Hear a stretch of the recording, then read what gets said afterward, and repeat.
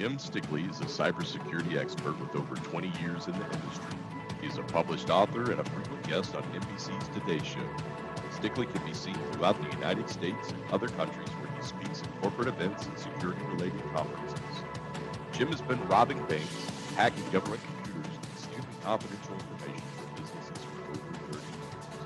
In this unique session, Stickley will demonstrate how criminals are exploiting poorly designed features in web browsers, new tricks in social engineering, and how old security functionality is now being used against you.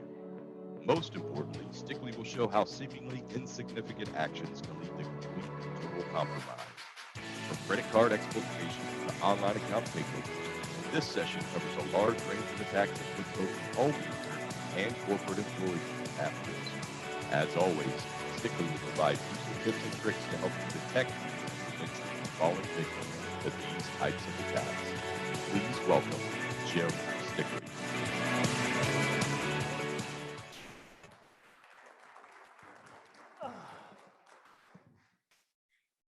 Holy hell, it's like looking at the sun. Those lights are very bright. Wow. Hello, it's good to be here. Sorry, got to get my bearings on this one. Oh, it's been a little while since I've been up here. My background, just starting out okay, is I've done computers pretty much my whole life. So everything I'm talking about today is really all I've ever done. I got my first computer back when I was 12, which now wouldn't be considered very young, I guess. But back in 1982, I got a Texas Instruments TI-99 computer, which was like just super, super cool, I thought. And I was just like immediately hooked. It was just something that I just found I had a knack for. I could pick up programming languages really, really quickly. And it was just kind of easy and fun and kind of dorky, and I liked it. And so by the time I was 16, I was already doing development work for corporations. My parents were basically farming me out. I didn't know they were getting paid, but it was just fun. It was just this cool thing that I just thought was like neat to do. And that was kind of all I ever did. During that same time, do you guys remember, do you ever get involved with BBSs? Like before you had the internet, you had BBSs. You'd hook up your phone to a modem, and then you could call another computer that was somewhere else, and then you could talk to somebody. And for me, that was like really cool because I was a super dorky kid. I mean, clearly not much has changed, but when I was a kid, it was horrific. And when I started calling these other BBSs, suddenly there'd be somebody on that side of it, and they would talk to me, and they'd be like, holy hell, look, I got friends, you know? And so it was like this really cool thing for me. And then, do you remember back in the 80s, like now you pay what, like $50 a month, and you can call pretty much anywhere in the world, it's a flat rate. But back then you paid a toll, even if you called other cities, like from city to city, you'd have a toll charge of a penny or two a minute where you're on the phone. And I didn't know, I'm some stupid kid. And so one day my parents come home and they were losing their minds. And I was like, hey, what's going on? And they're like, what are you doing on the phone? And I'm like, what do you mean? And they're like, well, you've run up this crazy astronomical phone bill. And I'm like, oh, that's not good. And they're like, no, it's not. You've got to stop whatever it is you're doing. And I was like, crap, like that's going to take away my few friends that I have. And so I was like, well, I've got to solve this. I didn't have money because I didn't know I was making money. My parents were making the money. And so I was like, I've got to somehow be able to still call this stuff. So what I decided was there was probably a way to not pay long distance. I just didn't know what it was. So I hopped on my bike and I would ride around town. I grew up in San Diego, and they had the Pac Bell vans, and they'd be parked like on the side of the road, and the guy would be out doing whatever they were doing. I would ride my little bike up, go into his van, and scoop up every piece of literature he had in his van. So any manuals he had, any documentation, I'd put it all in my little backpack, and I'd ride my bike home, and I would just study every single thing I could. And so I started learning the phone. In fact, I still have all their manuals. Like I learned everything there was to know about the phone system at that time. And it was really crazy interesting because like now everything's run through the internet, but back then everything was actually run through tones on the phone. And there was like so many things you could do. So like a great example. So when kids were mean to me at school, which sadly was quite often, I would just turn off their phone and just shut off their whole line. And that was my way of getting back at them. And then I actually like started feeling a little guilty because I realized like, hey, you're kind of screwing the parents on this one probably too. But then I kind of like, I'm really good at rationalizing anything away. And I realized like, well, the kid clearly sucks and it's probably the parents' fault. So therefore they deserve it too.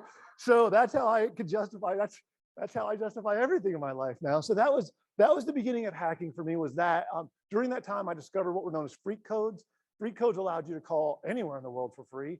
And once I started knowing what they were, then I found out how easy it was to find more of them and to crack them. And so I was like, oh my gosh. So that solved all my long distance issues. And so my parents were happy and I was happy. And that was kind of the beginning of hacking for me. And again, it wasn't like I was malicious or trying to rip people off or trying to be bad. I just didn't want my dad to beat hell out of me is really all it was. And so that was the beginning. As I started getting a little older into my later teens, started hearing about the internet. Everybody was talking about the internet through these BBSs, but you couldn't get on it back then. There was no you just weren't on the internet. The only way you could really get on was either through colleges had access to them, or if you were at some corporations, they had like a T1 line, and that was like a huge deal. I didn't have access to either one of those, so again, I was just a kid. But a lot of the colleges had dial-up numbers where you could dial in if you were a student, and then you could log into an account and you'd be on this Unix system. And I was like, okay, so I started having people who would hack somebody's account at college. They would give me their login and password. I would go with my little modem and call into that college. And this is even before you had web browsers. It was all just command line. But I was like, oh my God, this is really cool. And then once I was on, I realized you could bounce from computer to computer all over the world. So suddenly I was on a computer in Switzerland. And I'm like, this is so neat. It was just really neat. And I was like, this is the coolest thing ever. So I got really into that. And then of course the colleges would then have the student whose account I had ripped off would realize, hey, someone's using my account, and then they would kick me out. And then I would get mad because then I didn't have access to that one. So I was like, okay, well, I got to stop that. So I started writing backdoors in every server that I was in. So I didn't need their accounts anymore. And I could just go into all of them randomly. And that was it just kind of kept spiraling out of control. And it wasn't, again, I wasn't making money. I was just curious. It was just really cool and really neat. And I did that all through my whole teens. Once I got into my very late teens, maybe even early 20s, I started realizing hey, what you're doing is illegal. And you probably wouldn't do so good in prison. And so I kind of started to shy away from that. But it was cool because by then companies were hiring me at that time to help getting them on the internet, because this was now in the early 90s when the internet was starting to explode.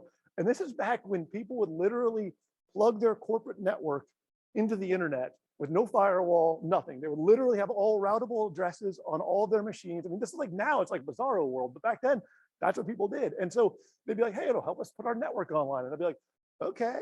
So I'd be setting it up and I'd be like, this just seems like a terrible idea. And they'd be like, what do you mean? And I'd be like, I can go home right now and I'm on all of your stuff from my house. There's nothing to stop me. And they're like, well, that's not really a thing, is it? And I'm like, I think so. So I would go home and get into their database and pull everything down. And then I'd show up the next day. They're like, here's your database. And they'd be like, holy crap. And I'm like, I know, right? And so they're like, well, what can you do? And I'm like, I don't know. So we started talking about things. And this was back, I don't know if you remember the first firewall before Gauntlet. There was a firewall toolkit. It was Marcus Random. And so I started helping people put those into place and things like that. And I was like, okay, this kind of helps. And then the more they got security put in, the more they would come to me and say, what else could you hack? And I'd be like, I don't know. And so people started hiring me to hack into everything. And I was like, this is so dumb. People are paying me to break into their stuff, but okay. And so I've spent the entire rest of my life, that's all I do. I just break into whatever people want me to break into. And it's worked out pretty well. Who knew? Such a stupid career. By the time I was in I think about 10 years ago, they had done the numbers in well, that was on the physical side. Because I also then in my mid-20s realized I would be helping these companies lock up their networks. And then I'd see the water delivery guys wandering aimlessly around their facility. And I was like, why are you so worried about your network when that guy's just wandering around? He can steal whatever he wants. And they're like, oh, we're not too worried about that. And I'm like, I think you should be. And so I started having people pay me to physically go and rob them. And I was like, this is even easier than hacking in. And so I've robbed a lot on the physical stuff, just on banks and credit unions. They ran the number and I'd robbed over 1,000 locations by physically going in and stealing what I was supposed to without getting caught. And that was just on the financial side. I've also robbed, and if you can think of it, I've robbed it from armed government facilities down to small mom and pop shops. I'll steal whatever you want me to steal. I mean, I'm not, just to be clear, I'm not a bad guy. I'm helping these companies apparently in some way. And so everybody's happy. So that's been my career. I tried retiring, I don't know, a little while ago now, maybe 6 or 7 years ago. I started a company called Trace Security a while back. And then I just got kind of bored and I didn't really know what I wanted to do anymore. I'm like, I'm going to retire.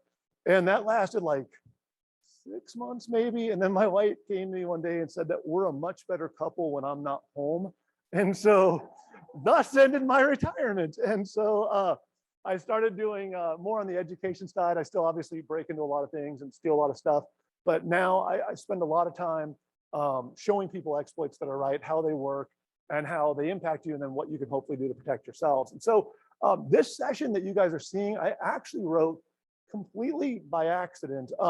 This started out, I went to a party actually, and was at a party which my wife made me go to because that's how it always works for me, because I'm really uncomfortable with like I'm okay with crowds, but one-on-one, I'm not super good with that. And so she makes me go to these things to get me out of my shell apparently, and I'm always just cringing. So I was at one of these and I was talking to people, and this guy like kind of started getting like weird with me. And again, I'd probably been drinking a lot, and he was like, "So you're in cybersecurity?" And I'm like, "Yeah." And he's like, "Well, why is it people keep falling for ransomware?" And I'm like, what? Like, I don't like, why are you asking me this? Like, I'm drinking, like, leave me alone. But he's like asking. So I go, I don't know. So I start to like, come up with some, what I think is reasonable explanations as to all the things going on. It's extremely complicated. There's all these different things that are happening. And like, as I'm talking, he just starts shaking his head no while I'm mid-sentence. And I'm just like, huh. So I kind of just trail off. Like, I realize like I'm clearly an idiot. And he's like, no, because I just think that's just because people are stupid. And I'm like, okay, like I don't even know how I'm supposed to respond at this point. He gets just even more awkward, and he goes, our company, we've come up with a solution. We don't have to worry about ransomware anymore. And I'm like, holy crap, okay, like I'm in. Now he's got me like, at least I want to know what this is. And so he goes, yeah, we've got like a three-pronged approach. And I go, okay, and this was their three-pronged approach, which actually is a reasonable idea. He goes, first we have the education side. We're doing phishing testing, we're doing training, all of that stuff. That's step one. And I go, I'm in. I love this so far. And he goes, okay, step two is prevention.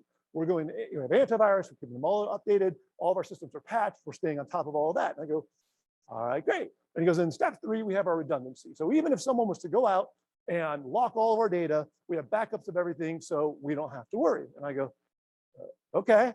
And he's like, so ransomware is not a problem for us. And I go, I don't know about that. Like, and again, I wasn't like trying to argue, I just was drunk. And I'm just like, I don't think so. And he's like, what do you mean? And I go, well, like, what about other forms of malware attacks? And he's like, what do you mean? I go, well, you keep saying, ransomware, but there's lots of malware. There's lots of different ways you can get it. In fact, a lot of different things are happening. I don't really know that solves your problem. And he goes, well, I'm not worried about all those other things. Those are not the big deal. Right now, ransomware is the big deal. And I'm like, what are we talking about here? Because when we were having this conversation, I realized like he's talking about ransomware as though ransomware is like a thing.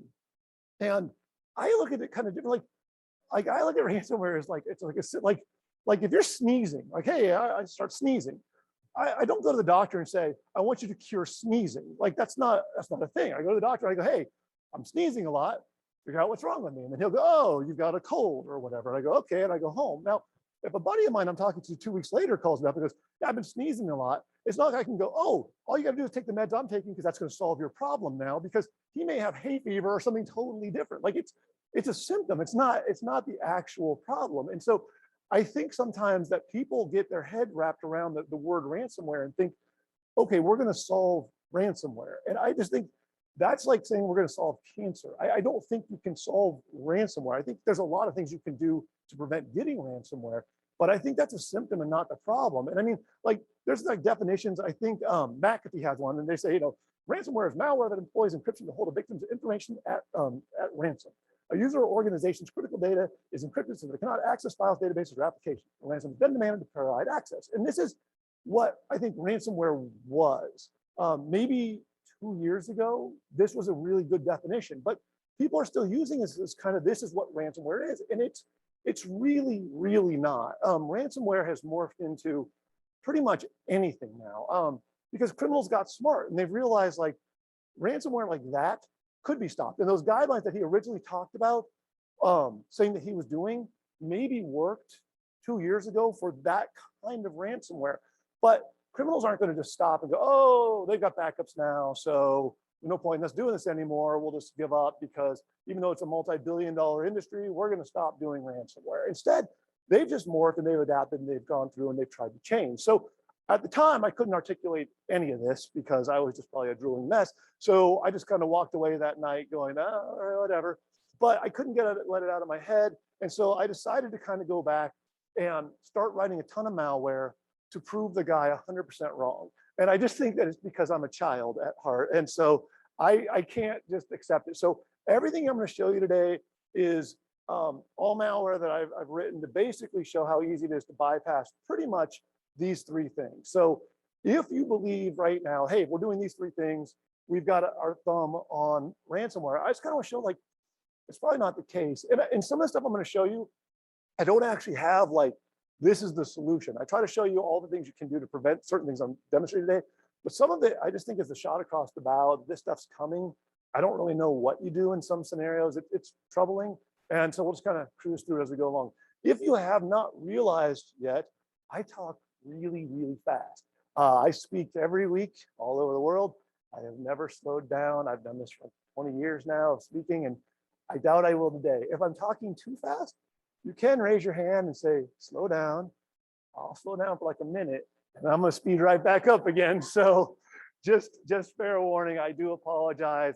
It's kind of like one of those like clapping monkeys on crack. So sorry. Anyway, all right. So I figured I'd start with showing how, taking you through the scenario of ransomware, of like a real world scenario of how one of your employees can start the ball rolling, and then it just all falls apart from there. Because really, whenever I'm going to rob anybody, I need one employee. That's all I want to begin with, is just have one domino fall, and that'll lead to everything else. So I figured, okay, for this particular one, we'll start with Cindy. And Cindy's computer right now is 100% clean, all good. There's no malware on it. She's got antivirus. She's updated on the very latest updates and patches. She is rock hard, set to go, no issues. So we go, okay, great. So the thing that people need to remember is, oftentimes people go, okay, well, targeted attacks are ones where, I'm going after a government entity. I'm going after Microsoft. I'm going after these big, huge name players. Okay, great. But beyond that, everything else is rarely targeted. Most of the time, it's just criminals are putting out whatever their attack is, whether it be, phishing scams on a broad scale where they just send out mass emails, or whether they're setting up things on the internet, hoping people fall into their traps. All of it is just luck. And if you look back at all of the breaches that are going on, there's like 80% were just pure luck on the criminal side, that particular company got caught up in it, and then it fell apart from there. So I figured I'd show one today. And most of the time I always show like I'm targeting this company and we'll start with them. I wanted to show the random side of it though, because the random stuff to me is the scarier stuff, because that's the stuff that's really hard to stop. It's kind of like when police say whenever like someone's murdered, if they're murdered by somebody random that they don't know, that they've never met, anything like that, those are the cases that are hardest to solve because they're completely random. There's no tangible things to go after. And when the same thing happens here, when there's nothing tangible, it's just completely random, it's a lot harder to prevent them. So here we have Cindy. Right now, she's going to start browsing on the internet, and she's going to go to the New York Times website, which is the legitimate New York Times website.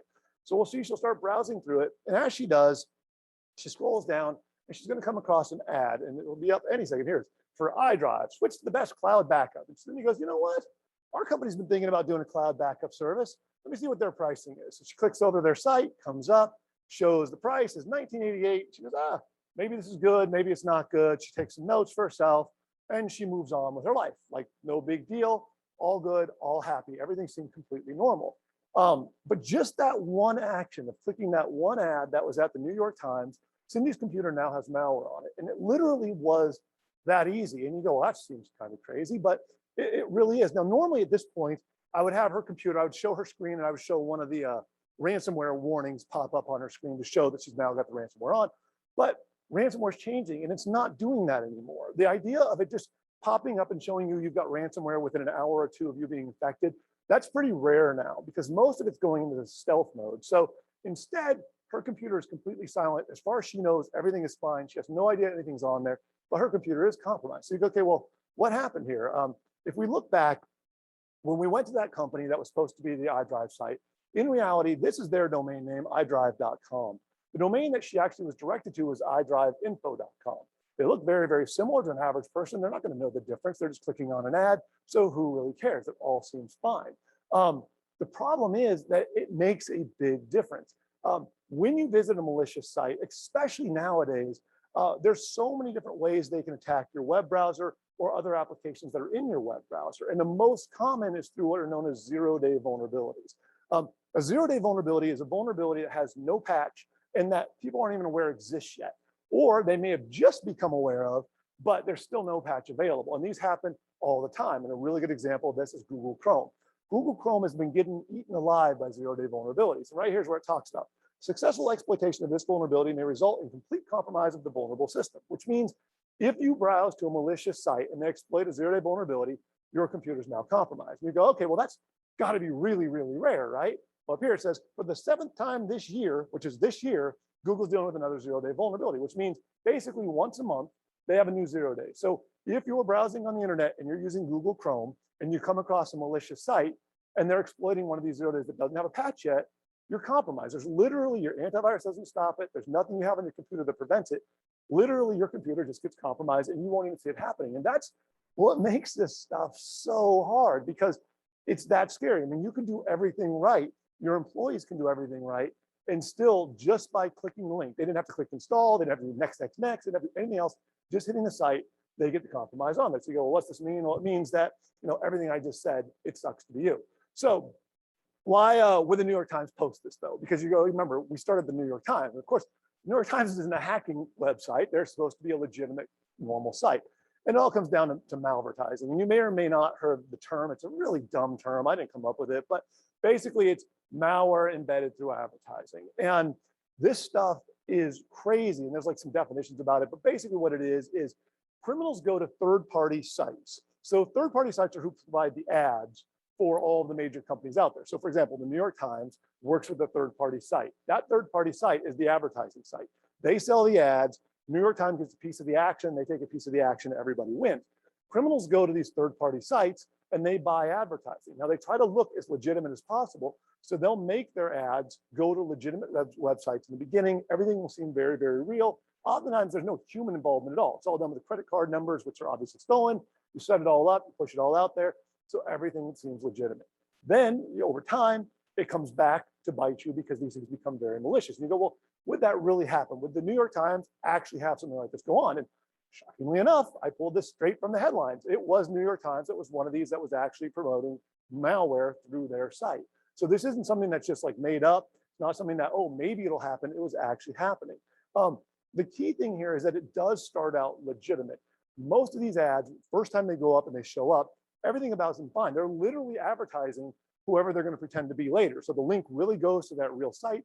Everything about it seems really very real. So any of the AI that's designed out there to try to detect malware and stuff happening isn't going to detect anything because it's all legitimate in the beginning. And they let it sit there. And then they'll do is they'll wait. This is a statistics that were put out that show on any given day, there's obviously malvertising going on.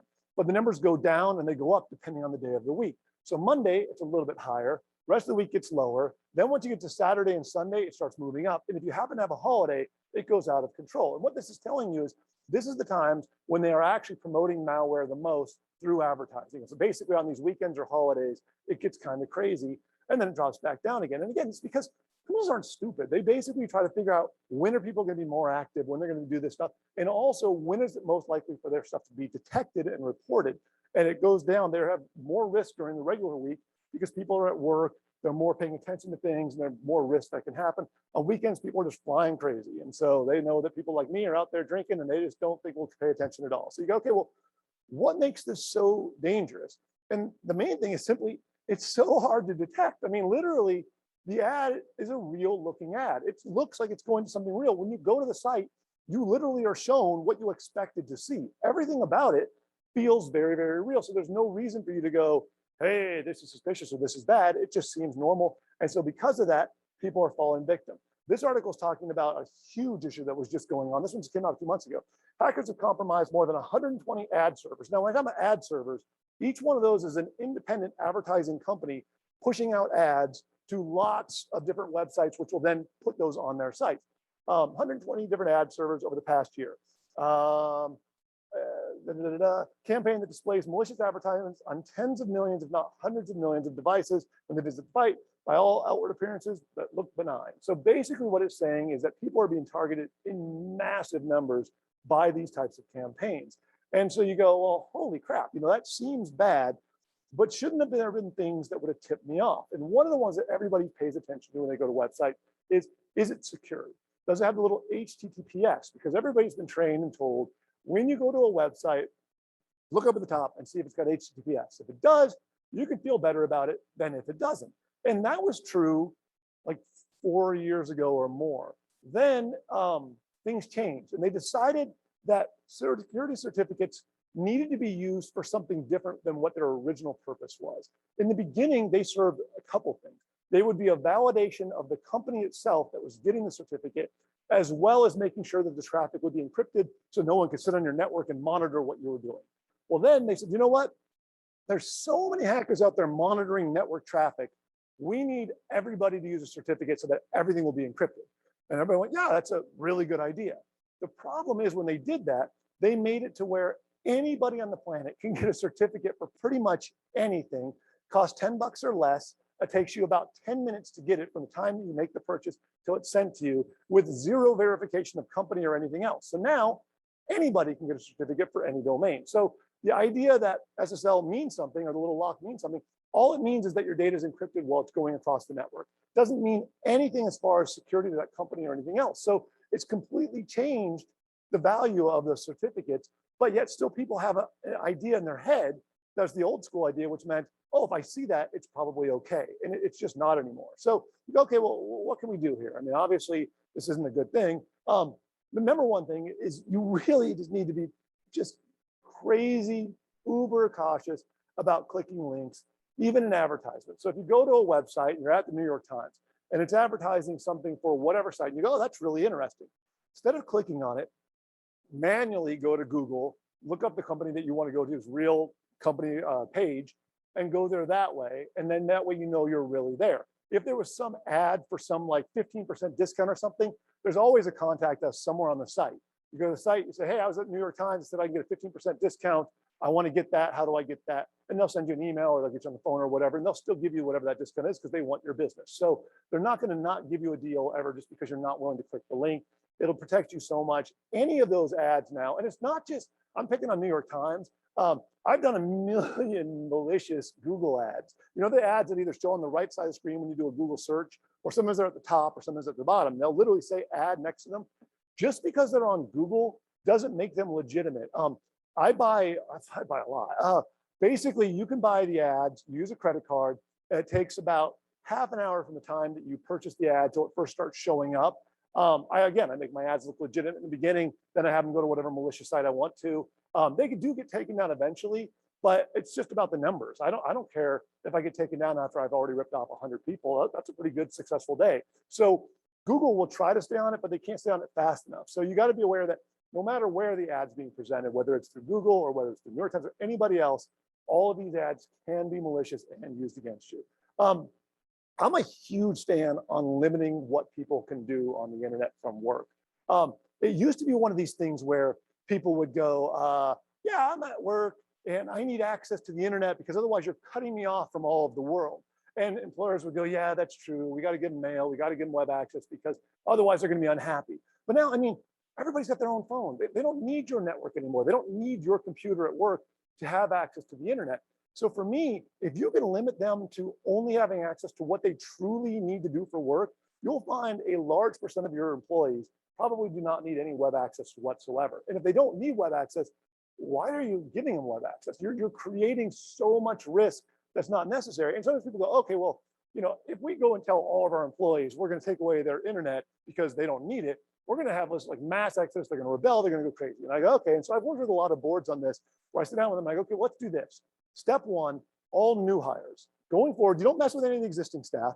Any new hires, though, we're going to evaluate what is this person's job, what do they need access to, and we're only going to give them that because a new hire doesn't know any better. They didn't already have all these other perks for the internet, so they're not going to care. They're just glad they got the job and they're going to move forward and keep their mouth shut.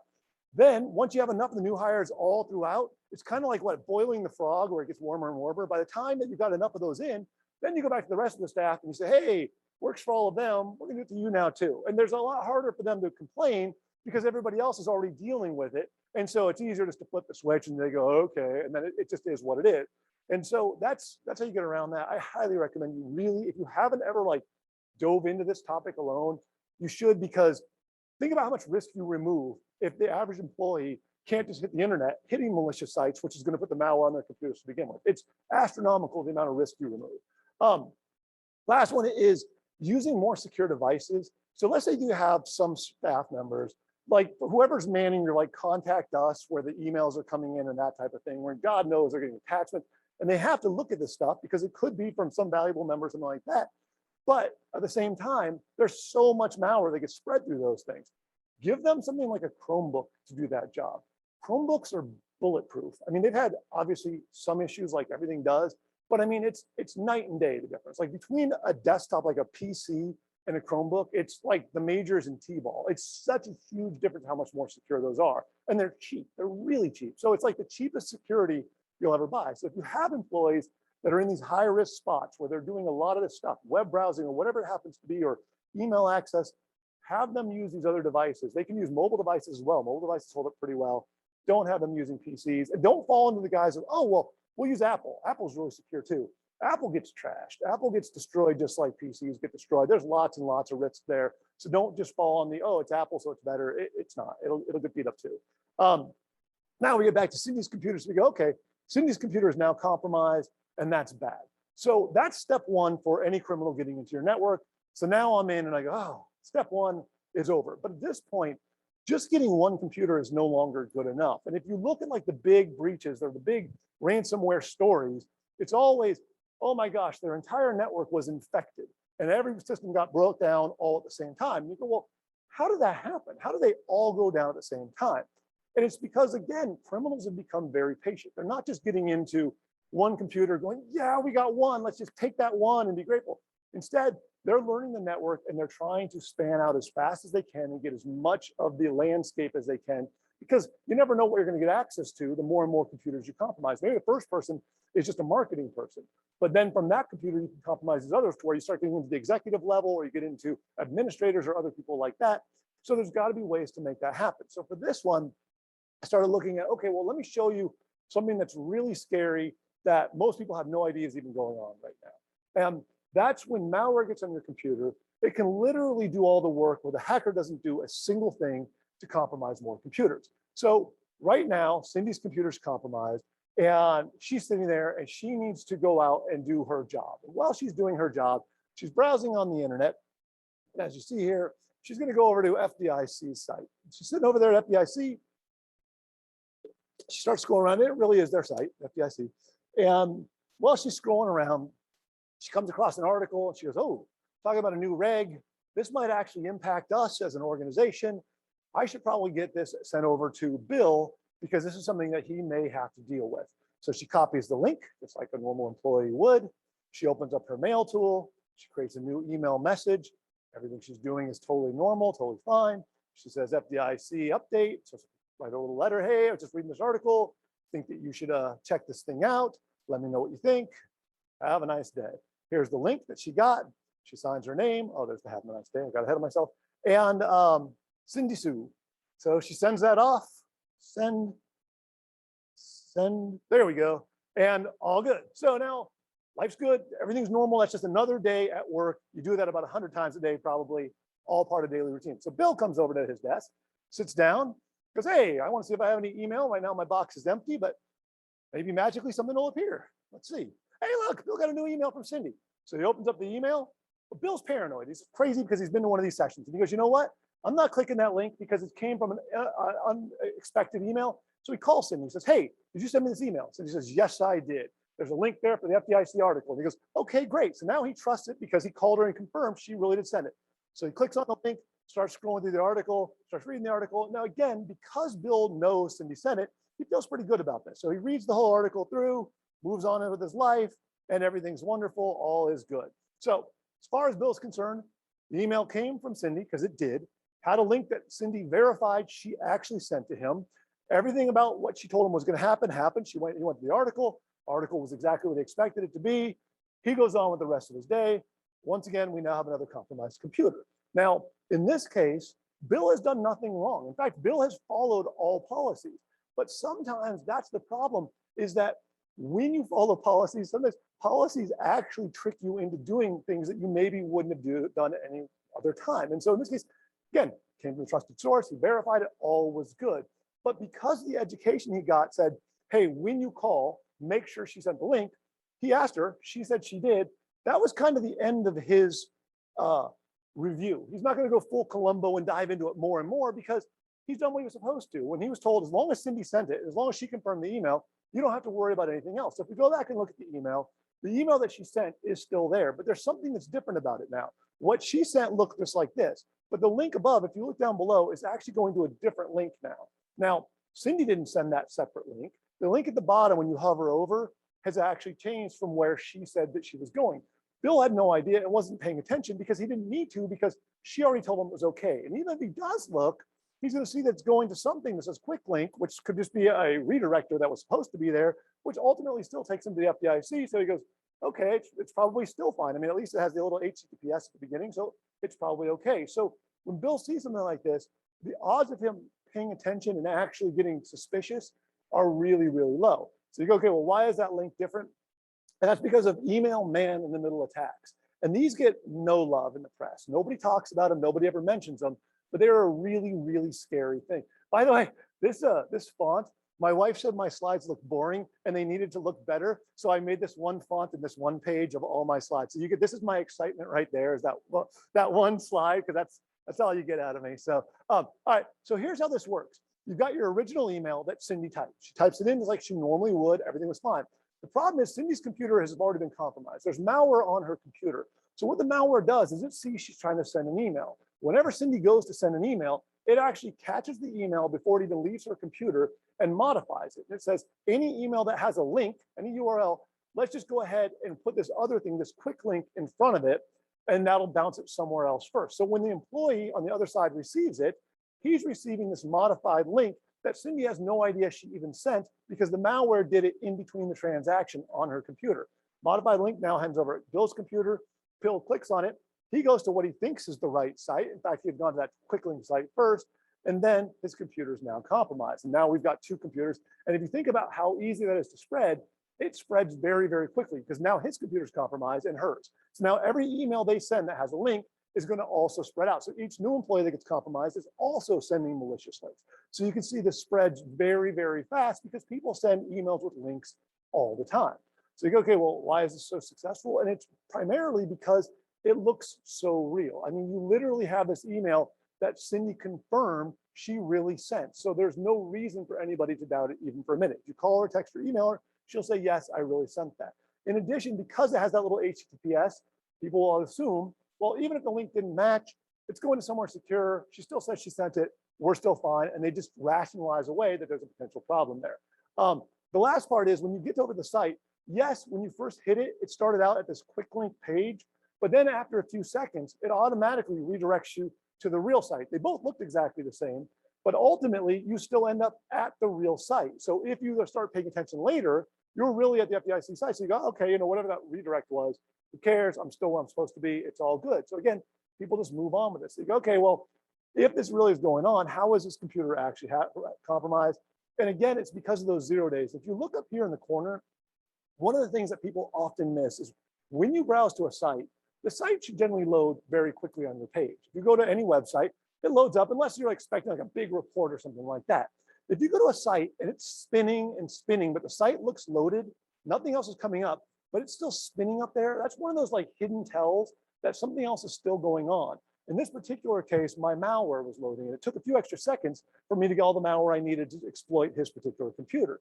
So during that time, I'm hoping he doesn't notice that little spinning thing's going on, which nobody ever pays attention to, and he's just going around this page. Once that thing's done spinning, then it'll take him over to the FDIC website, and he'll all be fine, and he won't even know anything was different, and it'll all be good.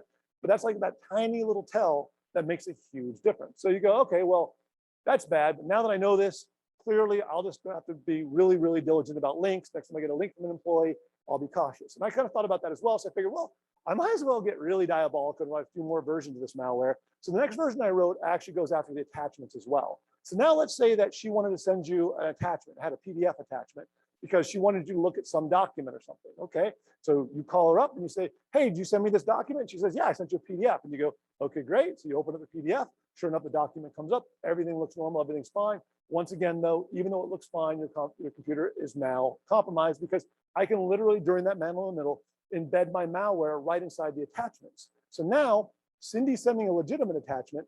The malware adds something bad into it, sends it the rest of the way. When Bill gets it, Cindy sent it. She said she sent it. There's literally nothing you can see. There's no tell at that point. You're not going to see anything different.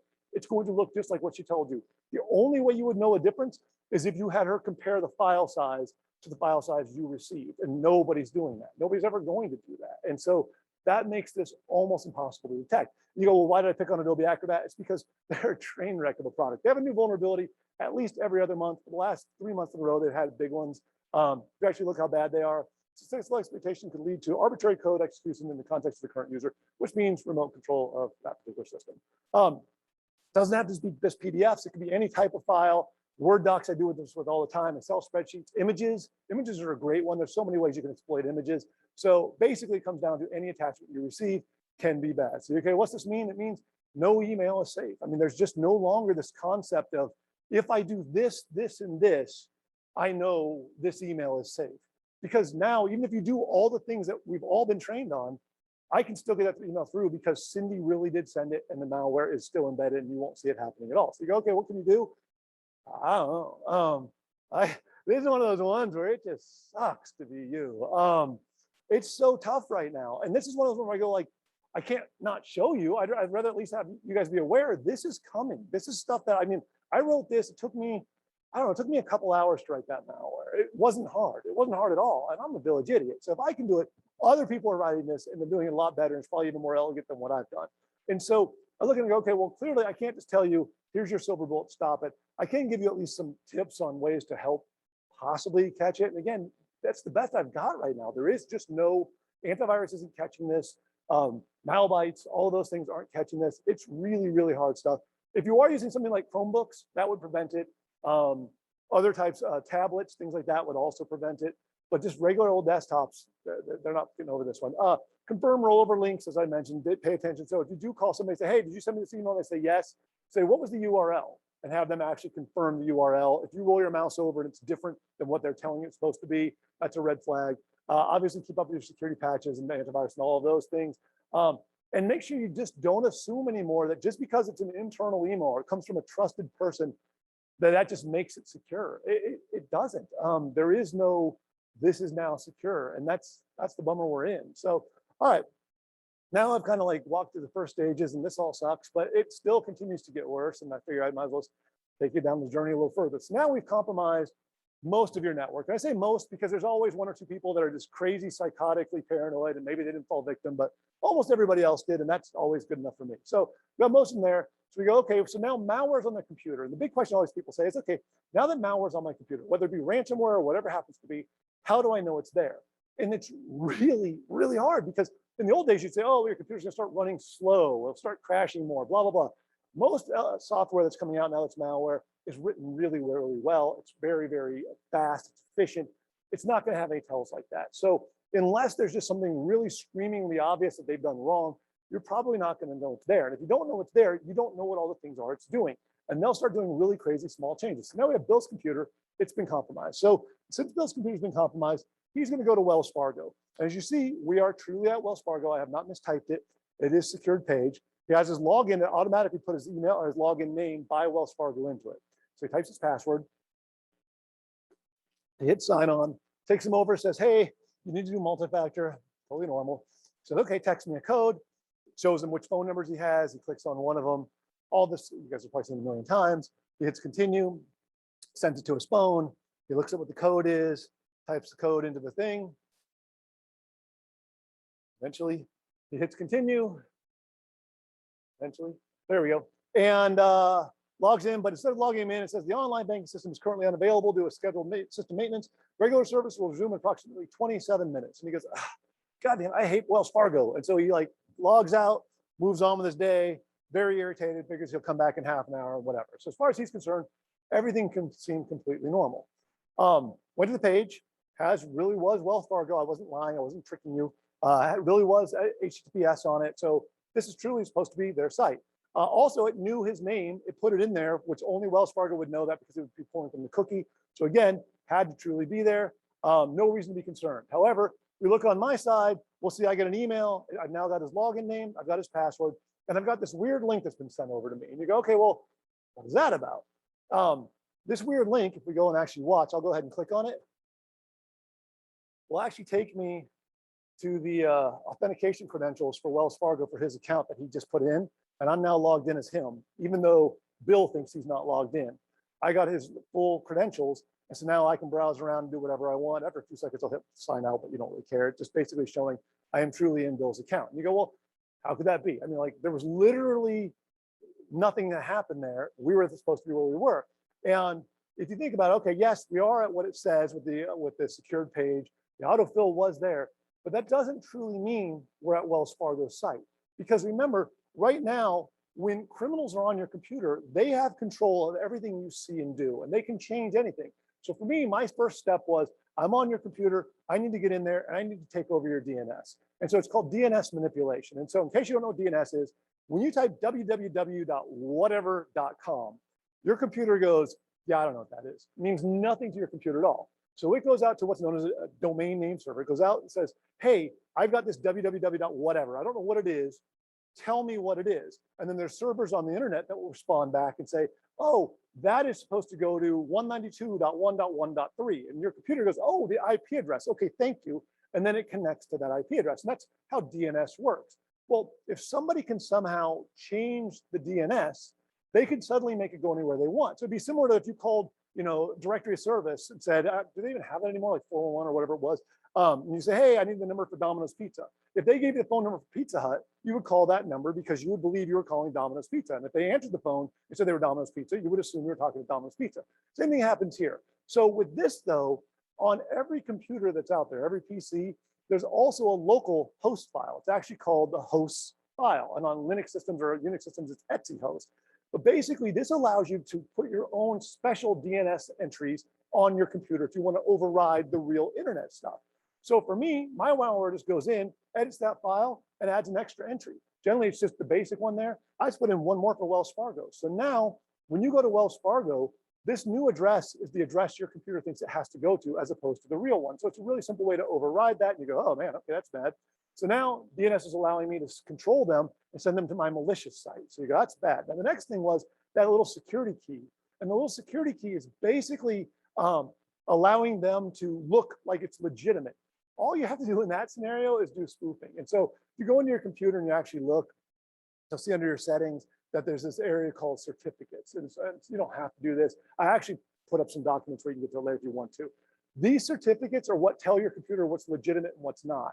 Criminals can go in and add new certificates. If they have access to your computer, they can put whatever they want. So I just made a new one for Wells Fargo that I told your computer to trust. And your computer says, okay, so from here on out, my certificate now makes it look legitimate, even though it's not. And it's super, super easy to do. So you go, okay. And then as far as the last step where it thought it was Bill's computer, this is where it gets weirdly complicated, but it's the actual man-in-the-middle attacks. And remember, I did these stupid pictures before. But basically what you have is you've got Bill sitting over here.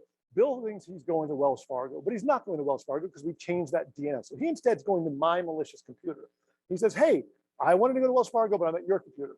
My computer says, okay, it responds back to Bill. Now, Bill, because he thought I was really the company he was going to, he gives me all of his cookies because it thinks it's the same thing. So I take every cookie that he has related to Wells Fargo and I pass those along to the real Wells Fargo on his behalf.